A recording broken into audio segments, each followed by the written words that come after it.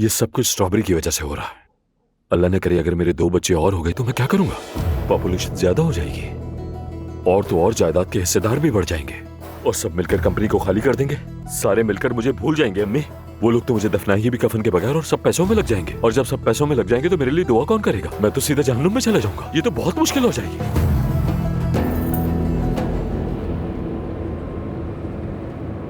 तुम कहाँ ले जा रहे हो मुझे? अब क्या बताओगे भी नहीं?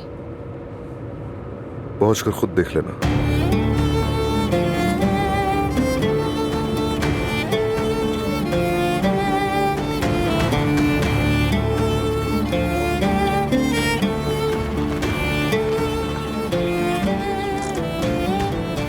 क्या ये सानिया का घर नहीं है? यहाँ क्यों लेकर आए हो मुझे? आ जाओ।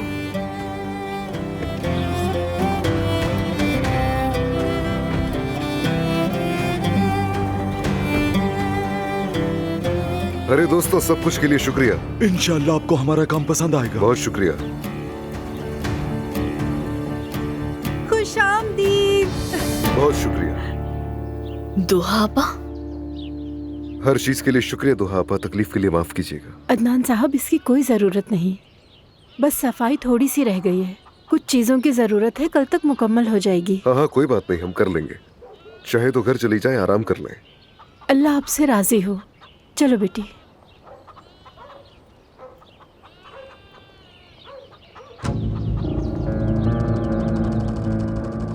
अच्छा, तो घर ठीक करवा रहे हो सानिया का? फिर तो तुम्हें बेडरूम से शुरू करना चाहिए। ज़मरुद, तुम अब भी इतनी हसद क्यों कर रही हो? मैं क्यों हसद करूंगी? ज़मरुद, मैंने उसका घर इसलिए ठीक करवाया क्योंकि तुम बेचैन थी। तुमने कहा कि तुम उसे घर में नहीं चाहती। मैं तुम्हें खुश करने की कोशिश कर रहा हूँ और तुम हसद कर रही हो बिला वजह।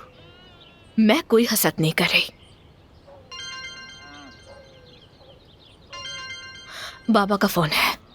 मेरा सलाम कहना। हेलो बाबा। ज़मरुद बेटी, हमारा घर गिराया जाने वाला है। ये आप क्या कह रहे हैं बाबा? बिल्डोजर आ गए हैं। हम कुछ नहीं कर सकते। वो लोग कह रहे हैं कि वो इसे अभी गिराएंगे। हमारे पास बस एक ही घर है, पर हम उसे भी खोने वाले हैं बेटी। क्या मुसीबत है। मेरा एल शेप सोफा और मेरा स्मार्ट टीवी का क्या होगा? लानत है तुम सब पे, क्यों तोड़ रहे हो हमारे घरों को? बेशर्मो, ये घर तो वैसे ही गिरने वाले हैं।